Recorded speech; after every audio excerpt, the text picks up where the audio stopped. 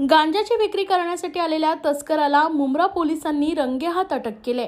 रहमत खान असं या तस्कराचे नाव असून त्याच्याकडून पोलिसांनी 22 किलोग्रॅम वजनाचा 5 लाखांचा गांजा जप्त केला। रहमत हा गांजाची तस्करी करणार असल्याची माहिती मुंब्रा पोलिसांना मिळाली होती। त्यानुसार पोलिसांनी दिवा जयेश वाईन शॉप जवळ सापळा रचून त्याला ताब्यात घेतलाय। त्याच्या विरोधात एनडीपीसी ऍक्ट नुसार गुन्हा दाखल करण्यात आलाय। त्याने हा गांजा कुठून आणला आणि कोणाला विक्री करणार होता याचा तपास सुरू असल्याची माहिती मुंब्रा विभाग पोलीस उपायुक्त गणेश गावडे यांनी दिली आहे। काल मुंब्रा पोलीस स्टेशनचे PSI भोसले यांच्या पथकाला माहिती मिळाली, मुंब्रा येथील जयेश वाईन शॉप जवळ काही इसम हे गांजा विक्री करण्यासाठी येणार आहेत। त्या अनुषंगाने त्यांनी सापळा रचला। जयेश वाईन शॉप जवळ एका हुंडाई कारमध्ये आरोपी रहमत खान, तमीज खान वय 33 वर्ष हा मिळून आला।